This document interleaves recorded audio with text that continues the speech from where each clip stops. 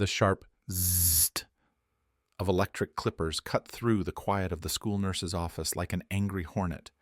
Lena Montgomery, just 12 years old, felt her carefully crafted braided extensions fall away, revealing the fragile, patchy skin beneath. The truth of the alopecia she fought so hard to hide. Standing over her, Mrs. Albright's gaze was fixed, a look of grim satisfaction in her eyes as she insisted Nurse Miller continue shaving until almost nothing remained. Mrs. Albright, a teacher known for her rigid discipline and unwavering adherence to rules, had found her target in Lena, a quiet, talented artist whose mother was deployed overseas and whose medical vulnerability made her seem like easy prey. What the school administration failed to grasp when they later issued their dismissive one-day suspension and carefully worded statement was the depth of their miscalculation. They hadn't merely humiliated a child, they had provoked a force of nature, a woman who had commanded battalions across distant lands. Days later, when Colonel Valerie Montgomery strode through the entrance of Pine Creek Middle School in Harmony Creek, Oregon, in her full dress uniform, the busy hallway went silent. Every head turned, every conversation ceased. Students pressed against lockers, teachers paused in doorways. The air crackled with the unspoken understanding that this moment wasn't just about hair, it was about justice. Sunlight filtered through the classroom blinds, painting warm stripes across Lena Montgomery's desk. The 12-year-old hunched over her journal, her pencil dancing delicate strokes as she sketched a lone pine tree standing against a stormy sky. Her long, braided extensions cascaded forward, partially shielding her face exactly how she preferred it. These weren't merely a hairstyle. They were a shield carefully concealing the irregular patches where alopecia, a condition she'd battled since she was small, prevented hair from growing. "Montgomery!" Miss Albright's voice, sharp as splintered wood, sliced through the quiet. "What do you think you're doing?" Lena's hand froze mid-stroke. "Just finishing my notes, Miss Albright," she murmured, her gaze fixed on the page. Albright's heels clicked purposefully down the aisle, echoing on the linoleum.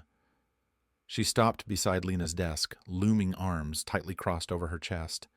At 40-something, Evelyn Albright had taught for decades, and her pride rested squarely on maintaining absolute control. "That doesn't look like geometry to me," she said, snatching the journal. The class held its breath as she flipped through pages filled with intricate drawings. "This is precisely why your grades are slipping." Too busy being an artist to pay attention. Lena's grades weren't slipping. She was near the top of her class. But she remained silent, waiting for the moment to pass. "And these braids," Miss Albright continued, eyeing Lena's hair with unconcealed disdain.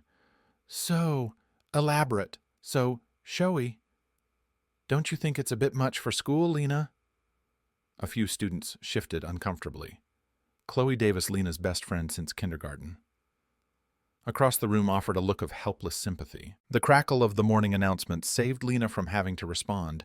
Principal Sterling's monotonous voice filled the room. "Attention, students and faculty. This is a reminder that our strict dress code will be enforced beginning today.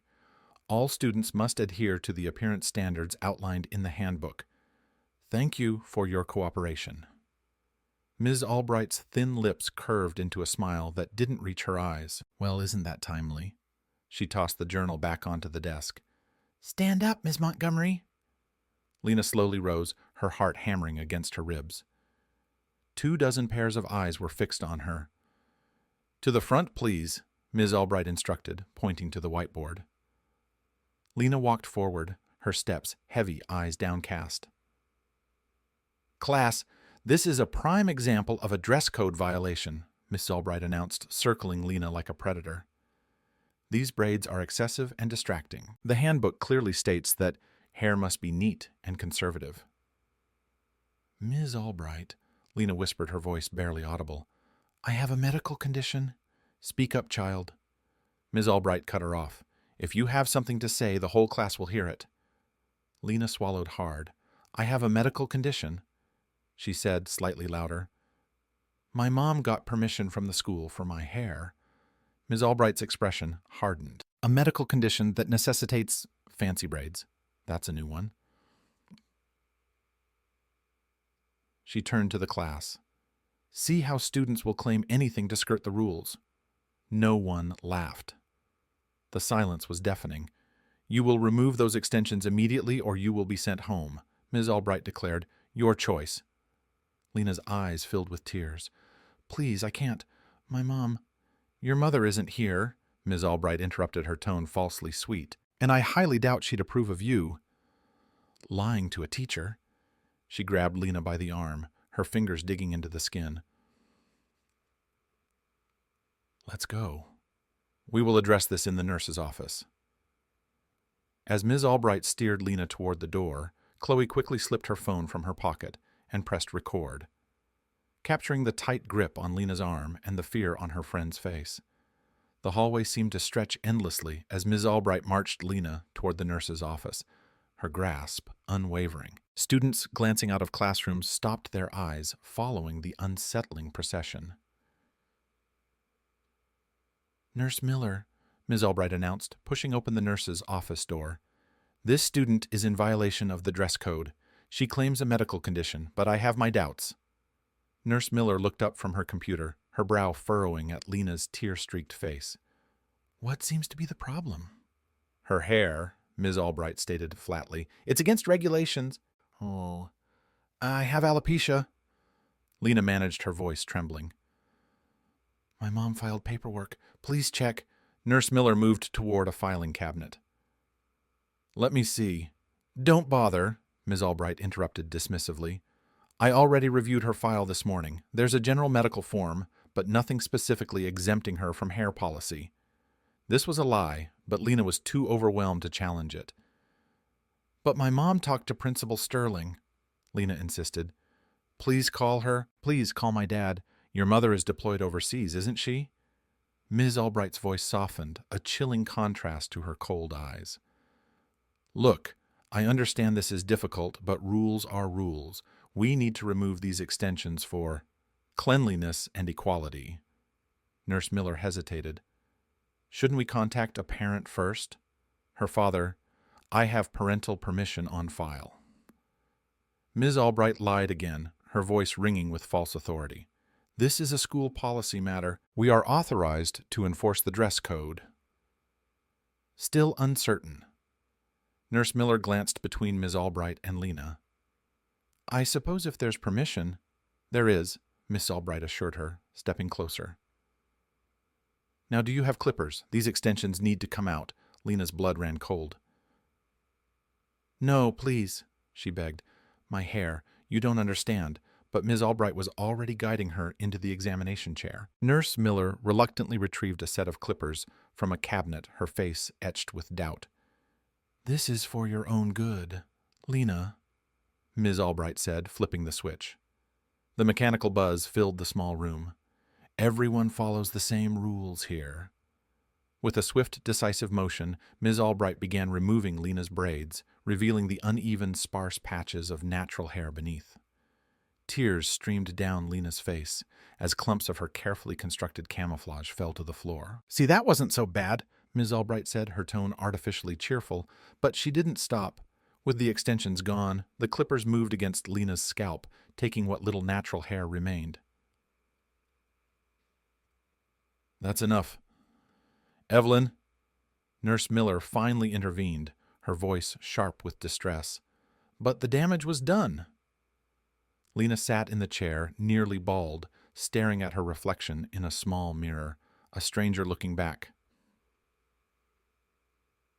There, Ms. Albright said, switching off the clippers. Now you are in compliance. Lena couldn't speak. Her body shook with silent sobs as her hands instinctively reached up to feel her exposed scalp. The cool air of the nurse's office stung her skin. I'll give you a few minutes to compose yourself, Ms. Albright said, placing the clippers back on the counter. Then you can return to class.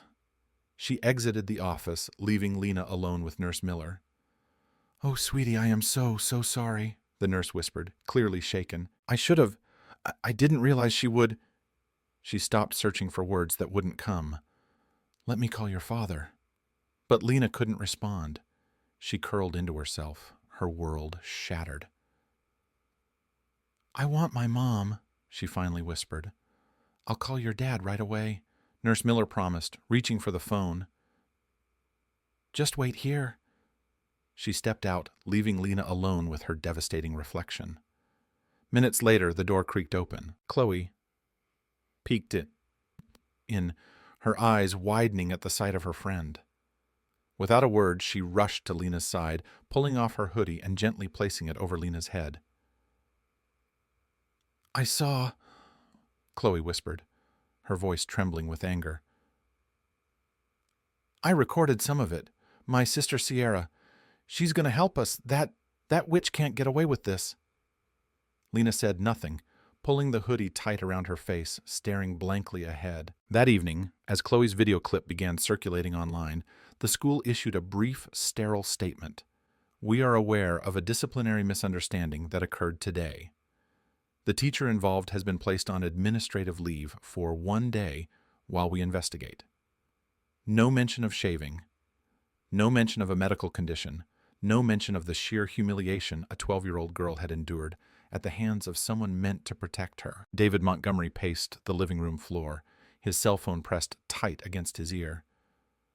The former Army sergeant had been trying to reach his wife for hours, leaving increasingly desperate messages.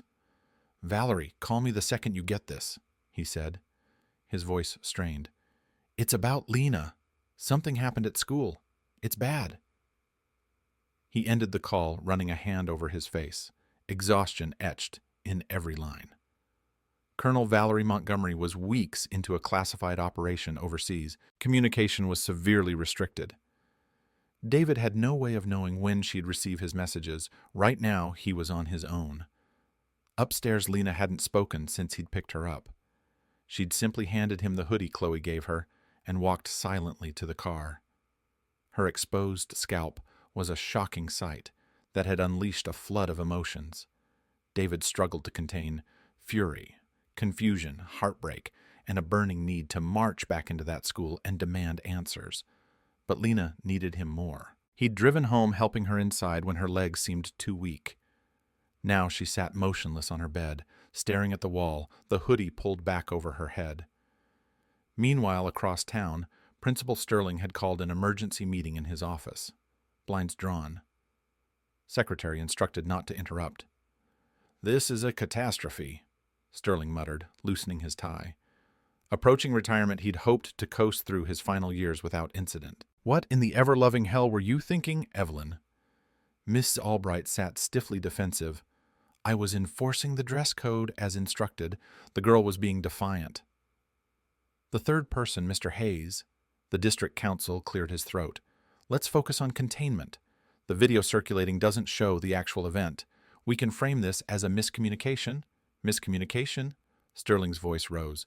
"She shaved a student's head. Partial video evidence," Hayes countered coolly. "Her word against a student's, and we have the revised dress code policy to support our position." Ms. Albright nodded. "The girl claimed some medical condition, but there was nothing specific in her file about exemptions." "Was there anything about alopecia?" Sterling asked, recalling a conversation from months ago. "Not that I recall," Ms. Albright answered.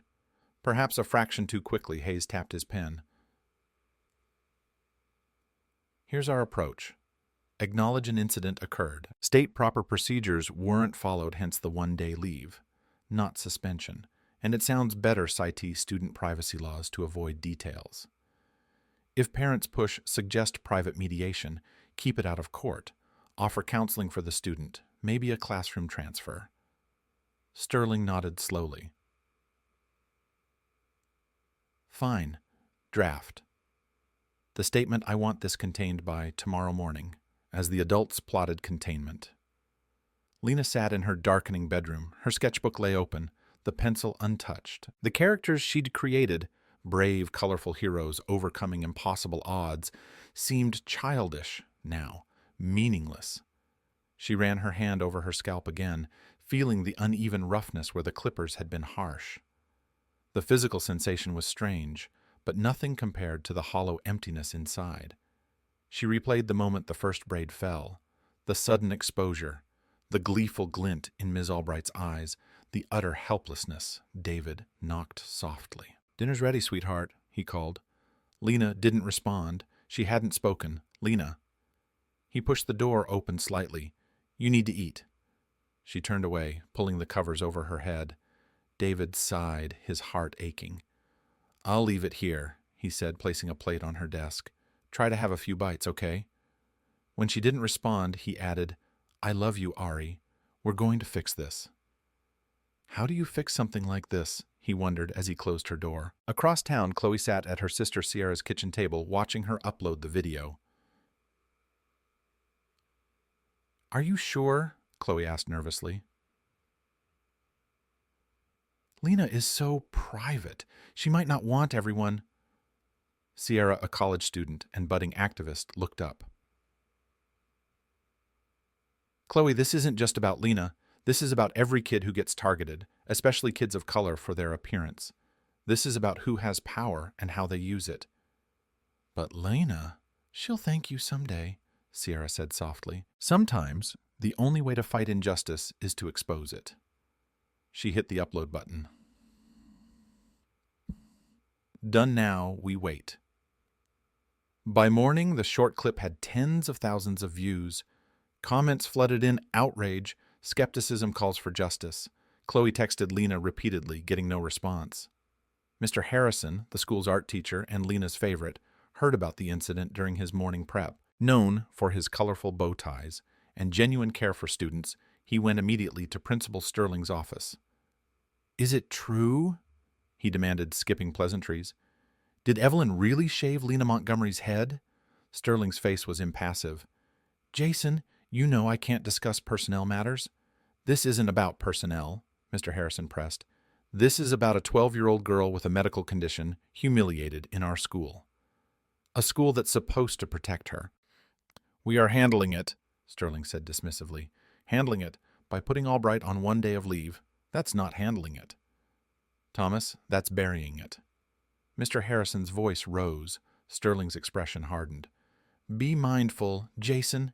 Your contract renewal is approaching. I would hate to see your passion interfere with your professional judgment." "Are you threatening me?" Mr. Harrison asked, incredulous. "I am reminding you of your place," Sterling replied coldly. "Now, if you'll excuse me, I have a district call shortly." That afternoon, David found an unmarked envelope tucked under his front door. Inside, a handwritten note. "Check the nurses' files. They know what happened." His hands trembled as he read it again. Someone on the inside was reaching out. That night, Lena finally fell into an exhausted sleep after hours of silent tears. Her dreams were not peaceful. She stood on the school auditorium stage. Her braids fell like dying leaves. The entire student body pointed and laughed, faces twisting into grotesque masks. She tried to run, but her feet were rooted. Ms. Albright appeared with oversized clippers, smiling. Lena woke with a scream drenched in sweat. David rushed in, holding her as she sobbed against his chest, the first sound she'd made in nearly 2 days. "It's okay, baby," he whispered, rocking her. "Daddy's here. You're safe." But they both knew it wasn't true. How could she feel safe, knowing she'd have to face those hallways, those stairs again? The next morning, David called the school district board demanding an emergency meeting. The secretary put him on hold for 17 minutes. "The board will review the incident at their next scheduled meeting," she informed him, professionally detached. "In 3 weeks. 3 weeks. David's grip tightened on the phone. "My daughter was assaulted yesterday." "Sir, we understand your frustration, but proper protocols must be followed. The incident report has been filed and the teacher has been disciplined. If you wish to file a formal grievance, I can email you the form." David hung up, fuming. They were stalling, hoping the outrage would fade, hoping he would give up. They didn't know who they were dealing with. Online, the video continued to gain traction. Local news covered the story, though vaguely. Incident at local middle school sparks controversy. Comment sections ignited debates. Poor girl, fire the teacher. We don't know the whole story. Why is this about race? It's about rules. The discourse raged, but for the Montgomerys it was not abstract. It was their lives shattered by a teacher's cruelty. Far away at a military outpost, Colonel Valerie Montgomery finally received David's encrypted message, her stoic composure the same that earned her respect, cracked as she watched the clip of her daughter being led down the hallway, fear etched on her face. The message attached was brief. "Lena needs you." They shaved her head. "All of it. She hasn't spoken in 2 days. I'm trying, but I don't know what to do." Valerie's hand flew to her mouth, stifling a gasp. Decades of military training had prepared her for many things, but not this.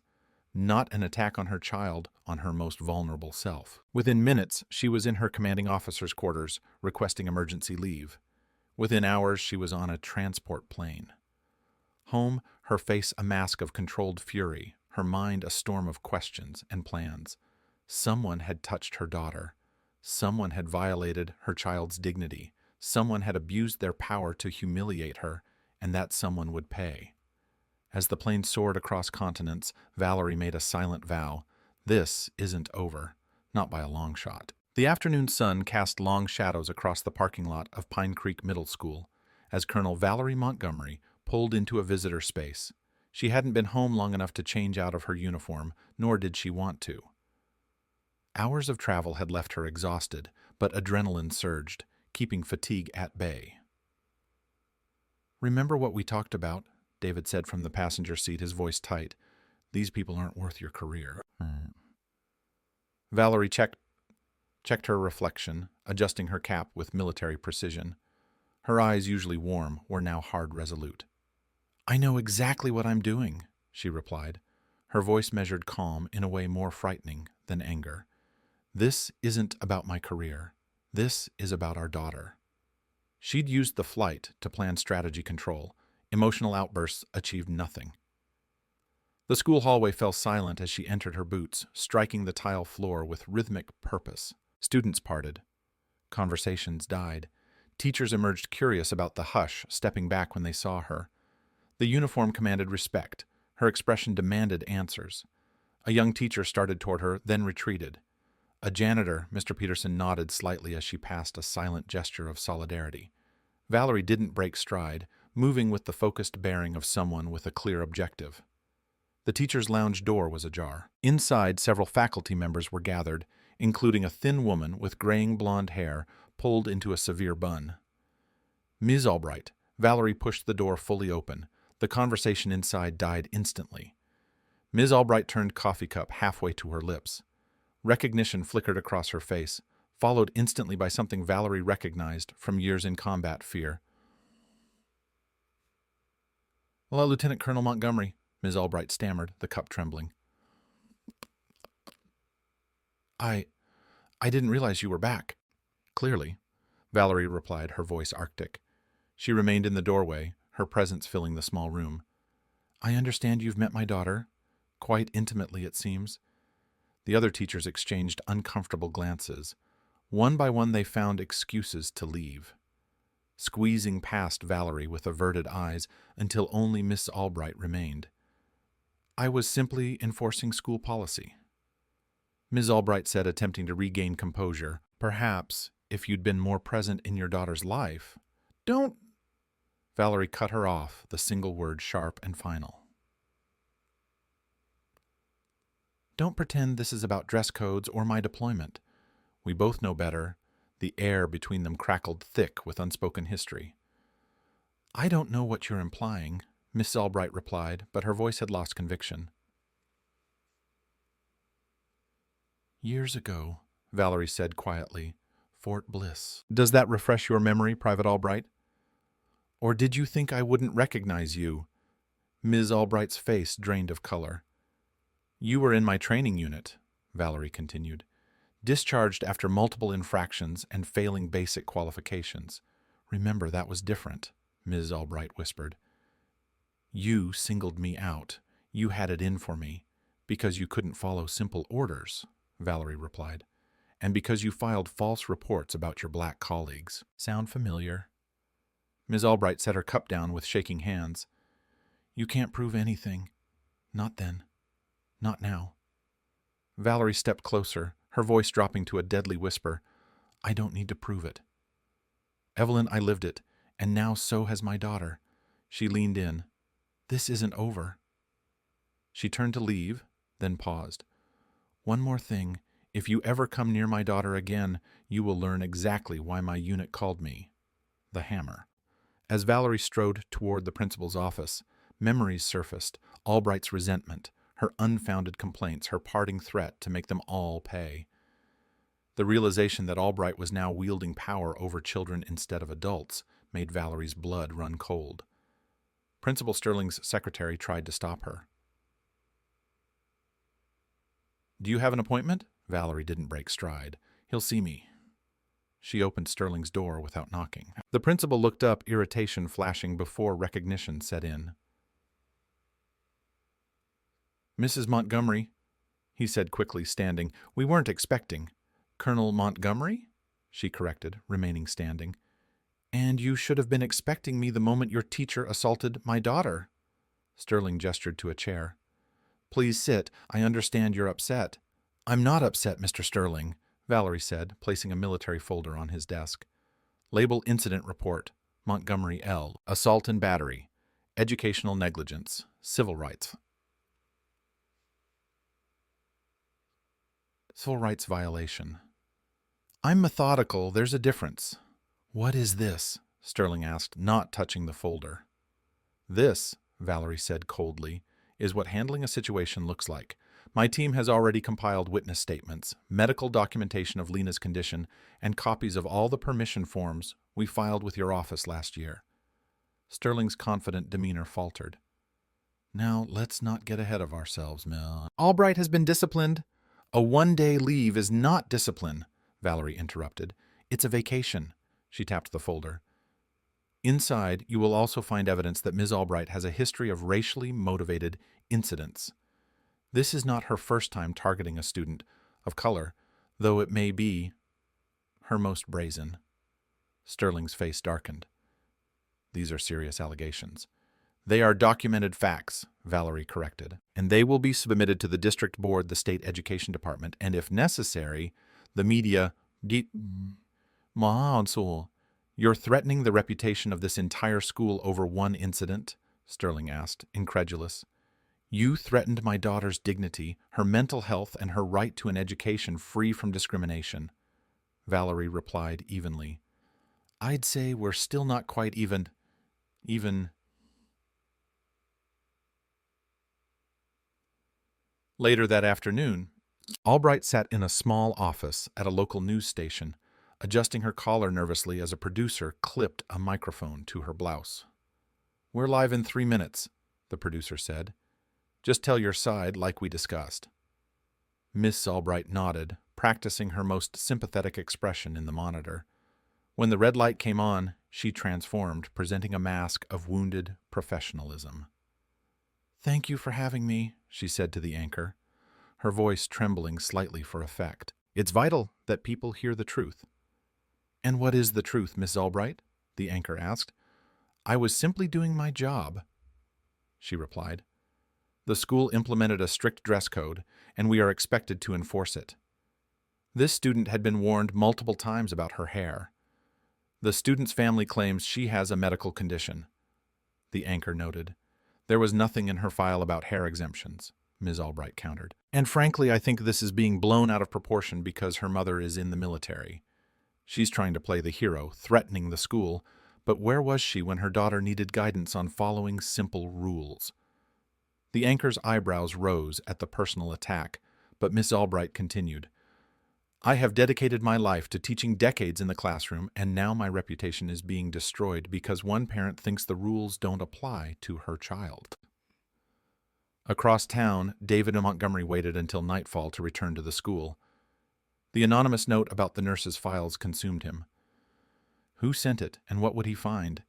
Mr. Peterson, the janitor, who had nodded at Valerie, was waiting by a side entrance, keys in hand. Frank Peterson, he introduced himself, voice low. My daughter had Ms. Albright years ago. Trust me, I know what that woman is capable of. Thank you for this, David said, shaking his hand. Don't want to get you in trouble. Frank shrugged. Some things matter more than a job. Nurse's office is down the hall. Third door on the left. Files are in the cabinet, marked Medical Alerts. David moved quickly through the darkened hallways, flashlight beam bobbing. The nurse's office was unlocked. He found the cabinet and searched for 15 minutes. Then he saw a complaint form Lena had submitted weeks before the incident. In it, she described how Miss Albright had made repeated comments about her hair, calling it distracting and unprofessional. The form was signed and dated, but there was no indication it had been processed. Scrawled across the bottom in red ink were the words, "No action required." David photographed the document, hands shaking with rage. They'd known. They'd had warning. They'd done nothing. While David gathered evidence, Valerie sat at her home office desk, methodically filing formal complaints with every relevant authority. State Board of Education Office for Civil Rights, ACLU, National Association of School Principals. Each was meticulously documented, military precision evident in every detail. After midnight, she checked on Lena, asleep, clutching her sketchbook. She rejoined David in the kitchen. "Find anything?"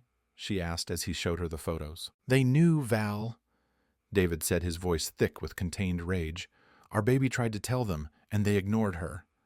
Valerie studied the document, her expression hardening. Principal Sterling's signature, he personally declined to investigate. She looked up at David. "They are going to regret that decision." The next morning, Principal Sterling called Mr. Harrison into his office. The art teacher entered wearily, noting the presence of District Counsel Hayes. "Jason effective immediately," Sterling announced. "You are on administrative leave." "What?" Mr. Harrison stared in disbelief. "On what grounds?" "Disrupting the educational environment," Sterling replied. "Several parents have complained you've been discussing the Montgomery situation in class." "That's not true," Mr. Harrison protested. "Students have questions. I've simply reminded them to be kind during a difficult time." "Buonissimo." "Your contract prohibits introducing controversial topics," Hayes interjected. "Your leave is paid, but we expect you to turn in your keys and clear your desk by noon."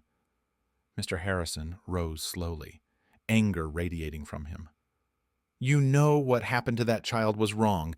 Everyone in this building knows it, and this is how you respond, by silencing anyone who speaks up."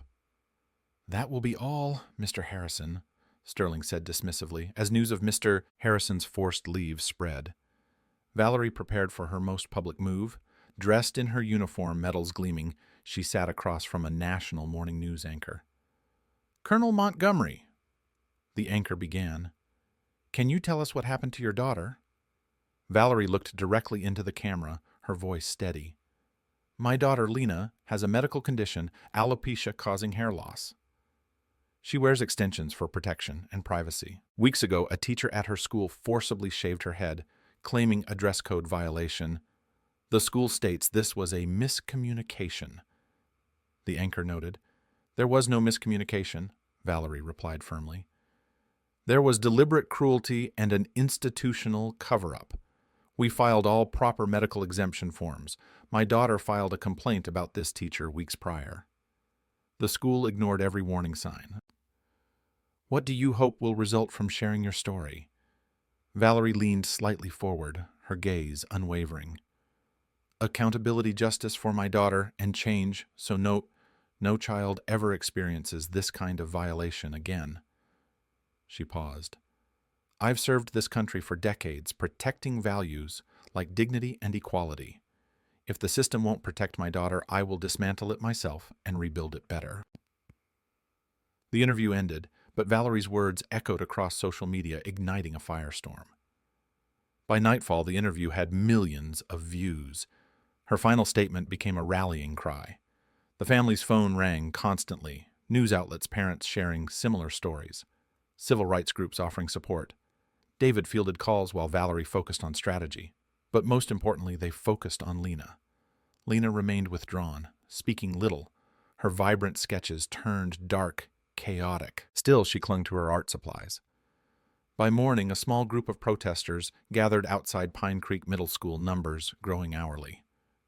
Parents, former students, community members held signs.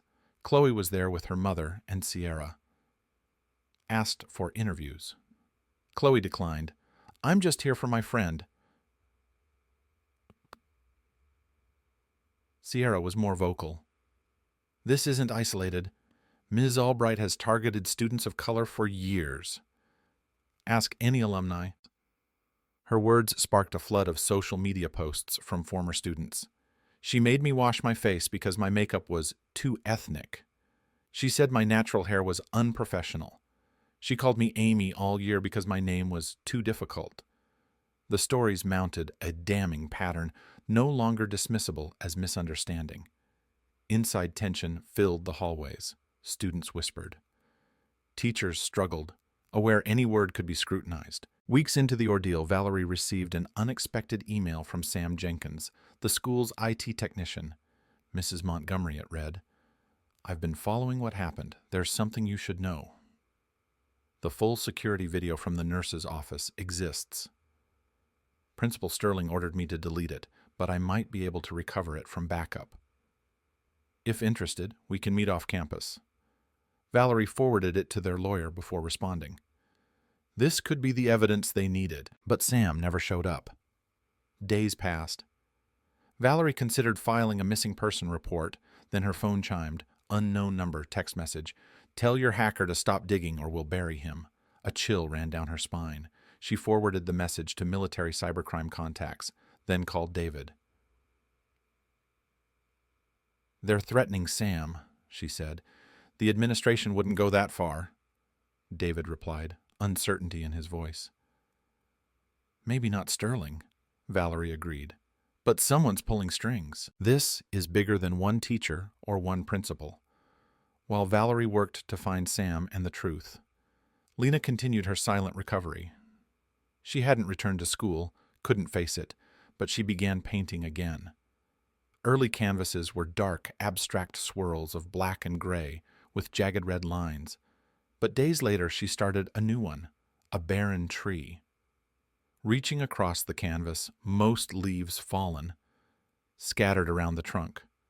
But in a corner, a tiny green sprout pushed through the soil. When Valerie saw it, tears streamed down her face. It's beautiful, baby, she whispered. Lena didn't respond verbally, but offered the first genuine eye contact since the incident, a brief, meaningful glance that spoke volumes. As the family focused on healing the media, landscape fractured into predictable battle lines. Conservative outlets framed it as an overreach. Military mom uses connections to target teacher, school, discipline, or political correctness. Valerie called a press conference at their home, dressed in civilian clothes, a deliberate choice. I've heard the accusations, she began, voice calm, that I'm using my military position. Let me be clear, I am not here as Colonel Montgomery. I am here as Lena's mother. She listed the evidence, ignored forms, buried complaint witnesses, the school's contradictory statements. These are not military tactics. This is what any parent would do. The difference is my training taught me to be thorough. If that makes people uncomfortable, perhaps they should examine why. She ended by urging other families to come forward. The press conference was a masterclass in controlled messaging. The following day, Superintendent Vance called his own press conference. Flanked by school board members and attorneys, he announced a task force to review policies, sensitivity training, and a review of past dress code violations. We take these allegations seriously, Vance stated. Never naming Lena Mrs. Albright would remain on paid leave. Asked about assault. Vance deflected. Cannot comment on ongoing investigations or individual student matters due to privacy. Watching from home, Valerie scoffed. Optics, not justice. They hope the task force buys time for interest to fade. Maybe other options, David suggested hesitantly. Private school, a fresh start. Valerie turned surprise on her face. You want to run. I want our daughter back. David's voice cracked. The girl who laughed, who talked, who didn't flinch every time someone walks past her room. And the next girl, Valerie challenged, the next child. Albright or Sterling targets if we run, how many more suffer? That's not fair. David's anger flared. Our first responsibility is to Lena, not some hypothetical future victim. They aren't hypothetical, Valerie insisted. They are real, waiting to see if someone says, enough. Monsieur? Their argument was interrupted by Valerie's phone. Chloe found something. Coming over. Minutes later, Chloe was at the kitchen table, phone connected to their laptop. On screen, a screenshot of a text chain between Ms. Albright and another teacher. I don't know if it helps, Chloe said nervously. My friend's older sister taught at Pine Creek. She was in this group chat. She got kicked out after Albright found out we were friends, but she saved some messages. Valerie and David leaned closer. Ms. Albright. That Montgomery girl testing my patience again. Drawing instead of notes. Unknown teacher, the quiet one with the braids. She's a top student. Mrs. Albright. Don't be fooled, giving me attitude for weeks. Unknown teacher. Maybe just let it go. Mom's deployed, Dad's raising her alone. Miss Albright. No, I'm about to teach this brat a lesson she'll never forget. The timestamp was just before Ms. Albright confronted Lena. This is premeditation, Valerie whispered, legal training clicking in. She planned this. Can we use it? David asked. Absolutely, Valerie confirmed. Chloe, your friend's sister may need to testify. Is she willing? Chloe nodded. She feels terrible. Said she should have reported Albright ages ago. Later, after Chloe left and David slept, Valerie checked on Lena, awake, sketchbook open. Can't sleep, Valerie asked softly, sitting on the bed. Lena shook her head, silent, but turned to the sketchbook, a drawing, 2 figures, one tall in a uniform, one smaller with a round, bald head. Both smiling, Valerie's throat tightened. That's beautiful. Is that us? Lena nodded, then something that cracked Valerie's heart, wide open. 5 words, barely a whisper, but they changed everything. Don't let them win, Mom. Valerie gathered her daughter in her arms, holding her close as tears streamed down both their faces. I won't, baby, she promised fiercely. I won't. The law office of Anya Sharma occupied the 15th floor of a downtown high-rise. Understated elegance, potted plants, black and white photos of civil rights history.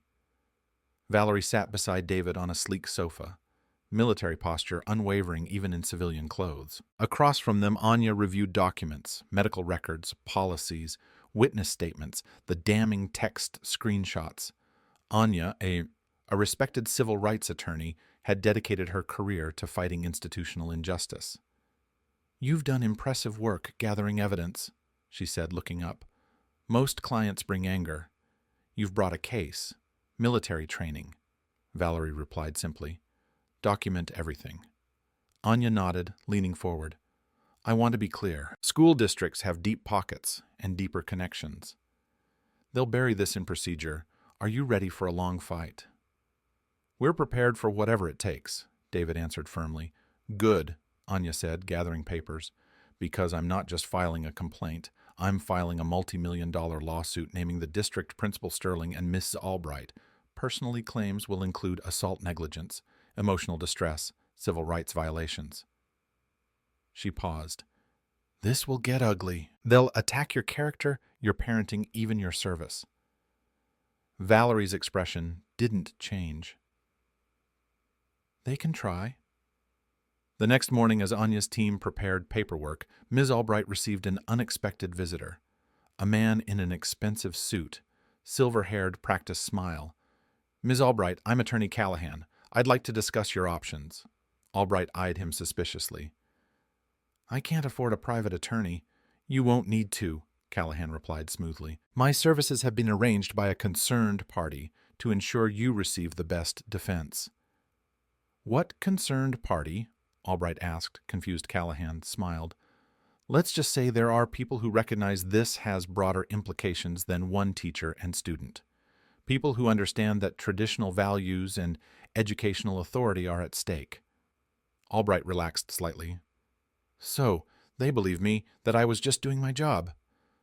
Of course, Callahan assured her, and we will ensure everyone sees it that way. What Albright didn't know was that Callahan's firm had received a substantial retainer from a foundation with direct ties to 3 members of the school board, the same board members who had established a staff protection fund to quietly bury other incidents over the years. Weeks later, Grace Yamada, let's stick with Anya Sharma she's established now, had filed the lawsuit and the court granted an emergency hearing. Courthouse steps were crowded with reporters, protesters. Inside the courtroom was packed. Valerie arrived in uniform. Ms. Albright sat beside Attorney Callahan, dressed to project humility. Principal Sterling and the district's team sat furthest from the Montgomerys, physically distancing themselves. Judge Thompson, stern, no nonsense, called court to order. While public interest is significant, this is not a circus. We will proceed with dignity. She turned to Anya. Opening statement, Counselor. Anya approached the bench.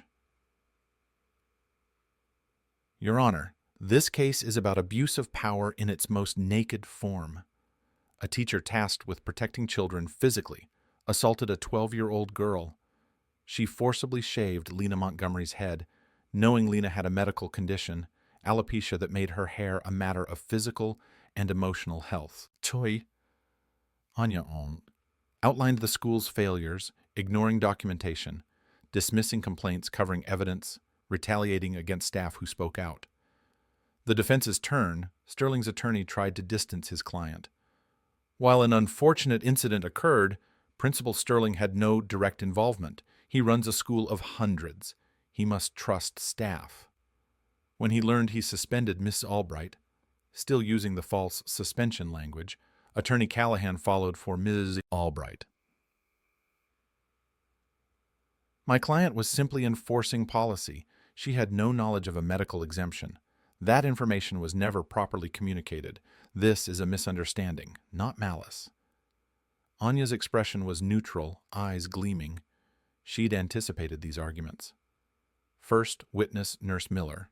She recounted Ms. Albright demanding the clippers, lying about permission. Did you verify the exemption? Anya asked. No, Nurse Miller admitted, voice small ashamed. I should have, but Ms. Albright insisted. I provided the clippers. Tears welled. It's the biggest regret of my career. Callahan tried to shift blame. Isn't it your responsibility to know exemptions? Anya objected. Judge sustained. Anya methodically dismantled the defense. Emails showed Sterling notified, immediately advising Albright to handle it quietly. Then the atmosphere shifted. Sam Jenkins, the IT technician, entered, escorted by a court officer, nervous but determined. Mr. Jenkins, Anya began. Security footage. Every area is under surveillance, including the nurse's office, Sam confirmed. Footage is saved. What happened to the footage from that day? Principal Sterling asked me to delete it. Sam stated clearly, said it was student privacy, but that's not protocol. We preserve footage when there's an incident. Did you delete it? I told him I did, but I made a backup first. It didn't feel right. Anya presented the recovered footage, grainy off-center, but unmistakable. Lena in the chair tears Ms. Albright with clippers, the girl pleading silently. A collective gasp went through the courtroom. During recess, Callahan cornered Albright. This is not going well. The video is damaging. You said you could handle this, Albright hissed. You promised they couldn't touch me. You never mentioned video or a personal history with the mother. Callahan retorted. We need a new strategy. You will appear remorseful. Say you were overwhelmed, poor judgment. I did nothing wrong, Albright insisted. That girl provoked me with her attitude and those ridiculous braids. Callahan stared at her. With all due respect, Ms. Albright, if that's your position, you will lose everything, your job, your license, possibly your freedom. But Albright's arrogance was deeply ingrained. Years of getting away with cruelty had convinced her she was untouchable. Afternoon session. The most difficult moment, Lena was called special accommodation screen between her and Ms. Albright's support counselor. Present, Lena wore a colorful head wrap, face solemn but composed. voice barely audible but resolve clear in her straight spine. "Lena," Anya began gently, "tell us what happened." Lena took a deep breath. "I was drawing. Ms. Albright got angry, said my hair was against rules." Her voice gained strength. "I tried to tell her about my alopecia, about the papers my mom filed. She wouldn't listen." "In the nurse's office? She told the nurse she had permission." "She didn't. Then she took the clippers." Lena's voice wavered. "I begged her to stop. I kept saying, 'Please call my dad.' But she just kept going. She seemed happy about it." Silence in the courtroom. Lena described the aftermath, the stares, whispers, nightmares, the silence. "Why didn't you speak?" Anya asked. "Because no one was listening." Lena answered simply. The raw truth hung in the air. Court reporter wiped tears. Judge Barnes called recess, her own composure affected. When court resumed, Miss Albright testified, coached by Callahan. She tried to appear contrite, but under cross-examination, her facade shattered. "Ms. Albright," Anya pressed. "Any personal history with Colonel Montgomery?" Callahan objected. "Irrelevant, Your Honor," Anya countered. "Evidence shows Ms. Albright's actions were a vendetta against Ariel's mother. Goes to intent." Aloud, Judge ruled. "Answer," Albright flushed. "We may have crossed paths. Isn't it true Colonel Montgomery was your superior in military service, and you were discharged after failing basic requirements?" "She had it in for me," Albright snapped.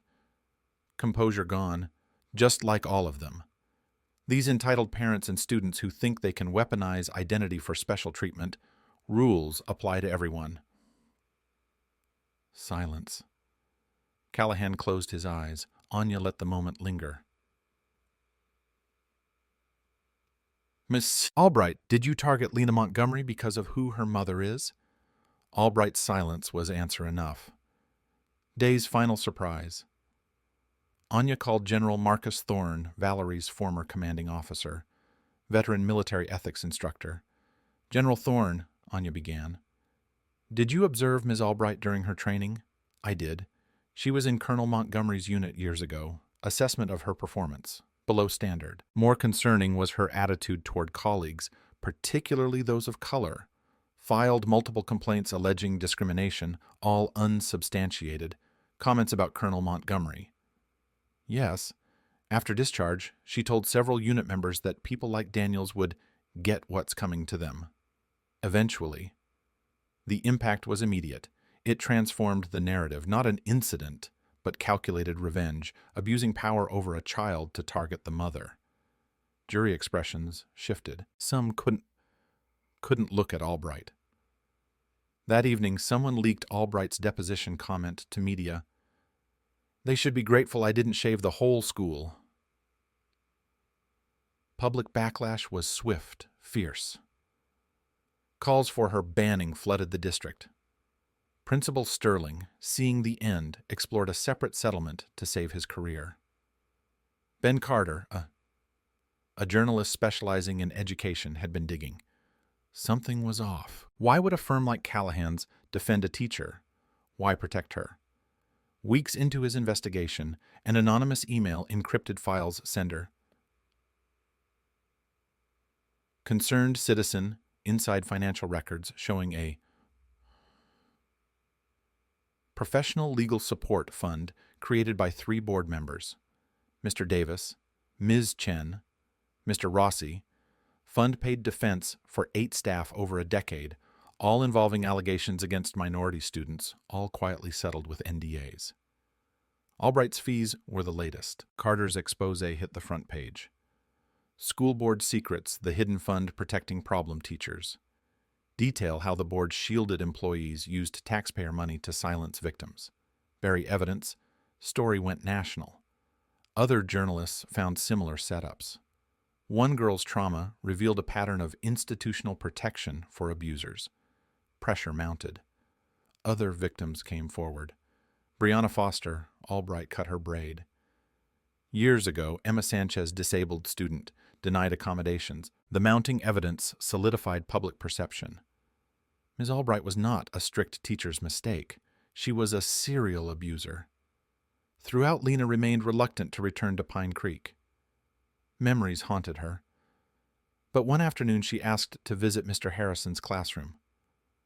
"Are you sure?" David asked gently. Lena nodded. "I need to say thank you." Visit arranged after hours.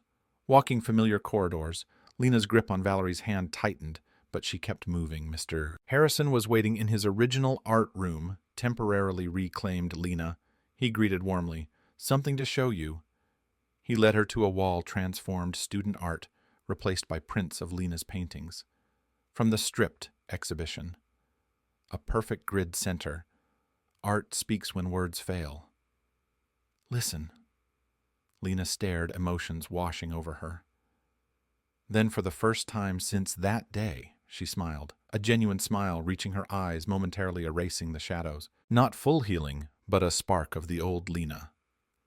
A beginning. Rain pattered against courthouse windows, casting shadows, after weeks of trial, closing arguments. Courtroom packed. Lena sat between her parents, head wrapped in blues and golds, colors of strength. Anya rose. "Your Honor, this case is about abuse of power," forcibly shaved Lena Montgomery's head, knowing she had alopecia, outlining school failures, attempted to shift blame. But this case is about one thing: deliberate abuse against a 12-year-old child. Voice hardening. Ms. Albright didn't enforce a rule. She enacted revenge against the daughter of a woman she resented, inflicted maximum humiliation on a child with a medical condition. Whoa. She presented evidence, ignored documents, buried complaint texts, video testimony. "You heard from Lena herself." Anya's expression softened. "You saw her courage, relived the most traumatic day, lost her voice, nightmares, anxiety." She paused. "Defense wants you to believe this was a misunderstanding. Evidence tells a different story. Calculated malice, institutional cover-up. A child who carries scars."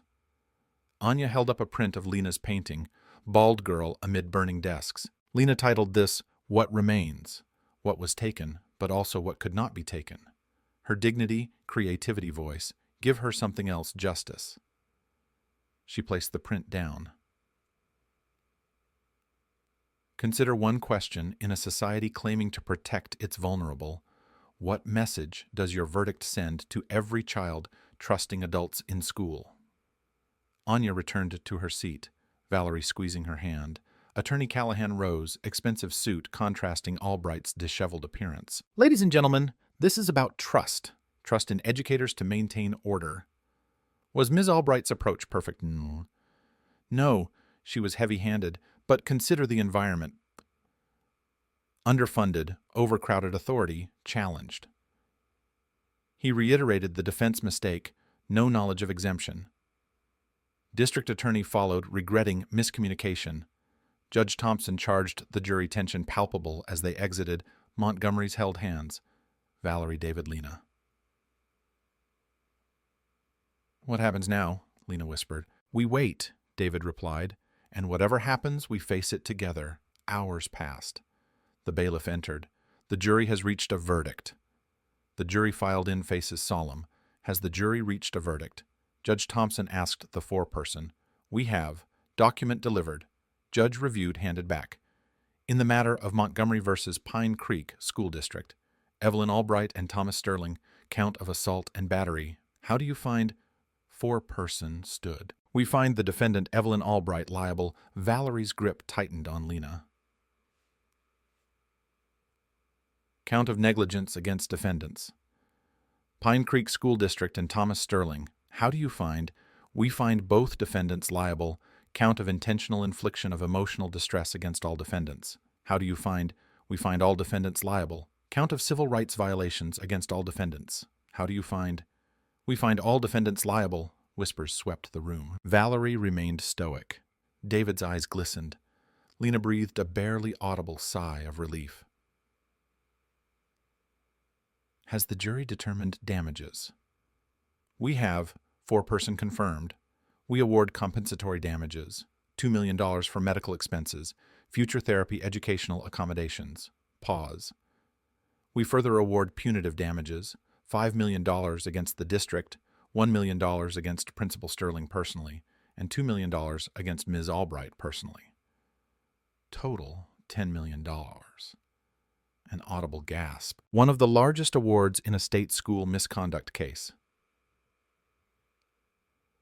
Jury is thanked and dismissed. Court finds in favor of the plaintiff on all counts. Judgment entered. As the courtroom erupted, Ms. Albright sat frozen, face drained.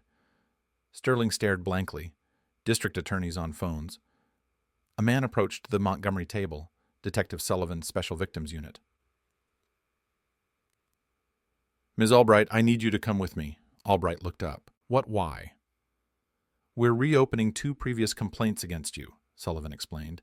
In light of today's verdict and new witness statements, the DA has authorized charges of aggravated assault and child endangerment. Callahan stood. My client isn't going anywhere without proper... It's all proper. Sullivan cut him off, showing a warrant voluntarily or cuffed in front of all these cameras. Your choice. Albright rose, shakily. Arrogance finally shattered. As Sullivan escorted her toward a side exit, she glanced back at Lena. Their eyes met across the courtroom. Lena didn't look away, showed no emotion, just held the gaze steadily until Albright turned away. Shoulders slumped. It was in its way the most powerful moment. The child standing tall while the adult tormentor was led away. Outside rain gave way to watery sunshine. Reporters swarmed Valerie. Stepped to the microphones. Today's verdict sends a clear message. No child should face abuse in care. No institution should prioritize reputation over well-being. Her voice carried. This case was never about money. It was about accountability, ensuring what happened to Lena never happens again. Across town, Governor Anya Petrova held a press conference. I have directed my office to draft legislation. Clear protocols for handling sensitive medical situations in schools. The Lena Protection Act will ensure no child's privacy or dignity is violated by untrained personnel. Governor's support transformed a personal victory into policy. Revolution, within days, legislators scrambled to co-sponsor. Other dominoes fell, Principal Sterling facing disgrace and personal liability, resigned immediately. The board accepted. His replacement was a surprise. Jason Harrison, the art teacher, named interim principal, mandate, rebuild trust, create inclusion. In the days following the verdict, Valerie received political calls. Senators' staff party reps. Her poise, intelligence, commitment made her a candidate. They're talking state senate, she told David as they sat on their porch watching Lena sketch in the garden. Say I could write my own ticket. Considering it, David asked. Valerie watched Lena. No more important work here. She gestured to her daughter. Politics can wait, healing can't. She began laying groundwork for a foundation to help children with school-based trauma. Settlement money would seed it. Vision much larger. Weeks after the verdict, Lena stood before a small crowd at a community center exhibition.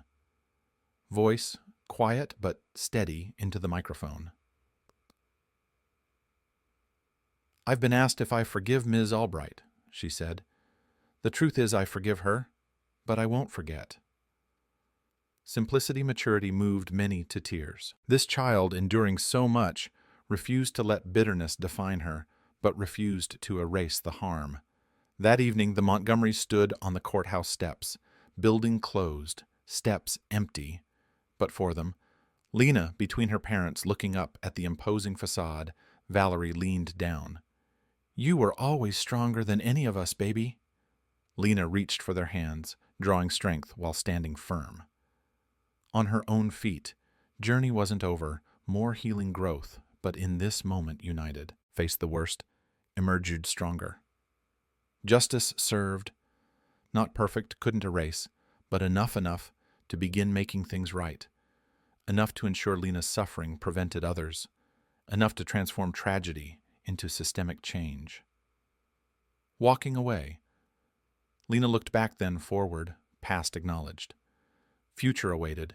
Sunshine streamed through the windows of a converted warehouse, casting golden light across a busy art studio. A dozen children painted expressions, focused or joyful. At the front, Lena Montgomery, now 13, demonstrated brush techniques. "Remember," she said, voice confident, unimaginable a year ago. "No wrong way to tell your story. Your art belongs to you. Sign above door, the Resilience Project. Art therapy for school trauma survivors." What began as Lena's journey blossomed into a thriving nonprofit funded by art sales settlement. Money now grants Saturdays. Children bullied, discriminated against, traumatized, gathered here. Some with physical scars, others invisible. All found acceptance. Valerie watched from the doorway, pride evident, past year healing for them all, especially. Lena, nightmares subsided.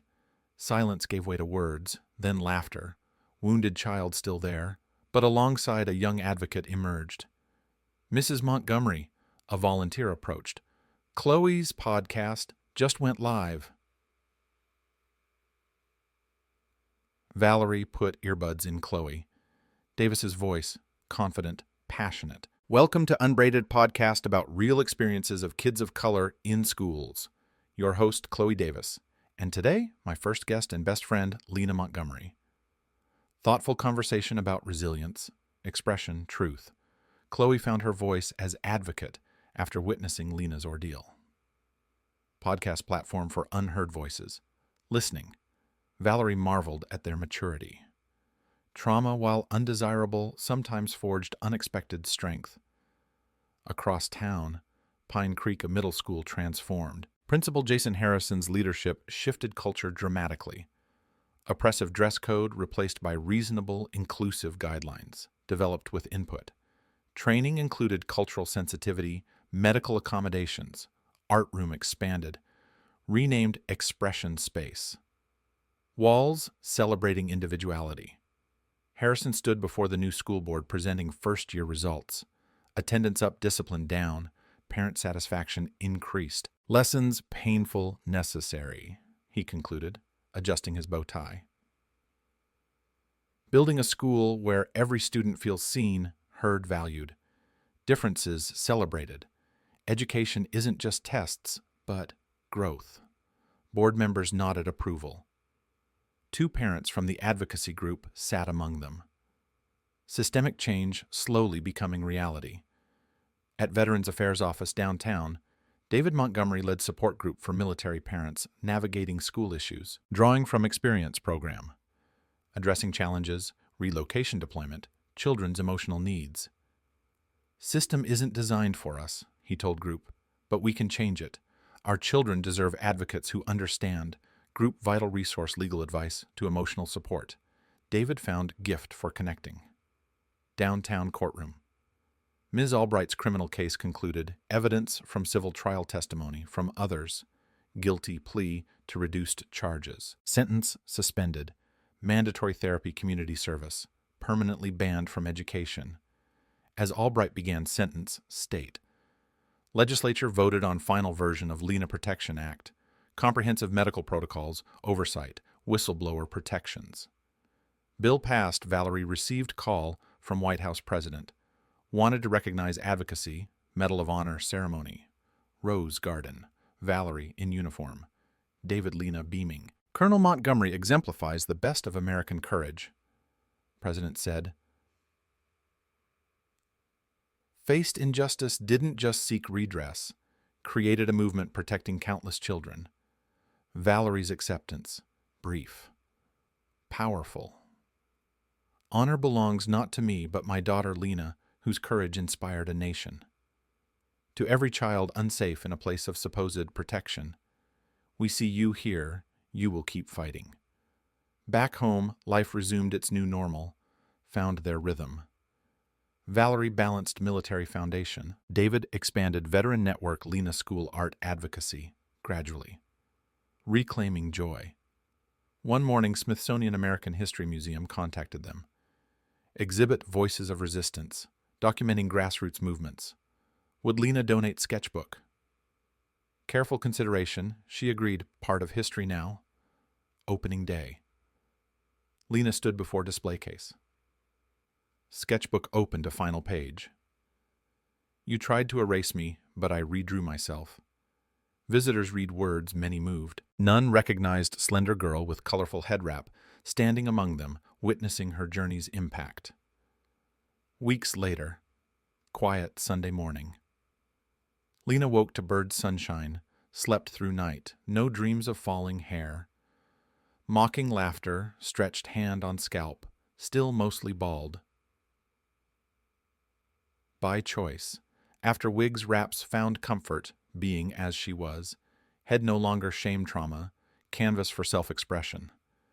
Decorated bare, always hers, walls once dark, chaotic now bright, bold paintings, not erasing past building upon it, not forgetting transforming. Sometimes justice doesn't come in one strike, grows from courage of one small girl refusing silence, builds through persistence of parents, spreads through conscience of witnesses, transforms through art, turning pain to power. Sometimes it changes the world.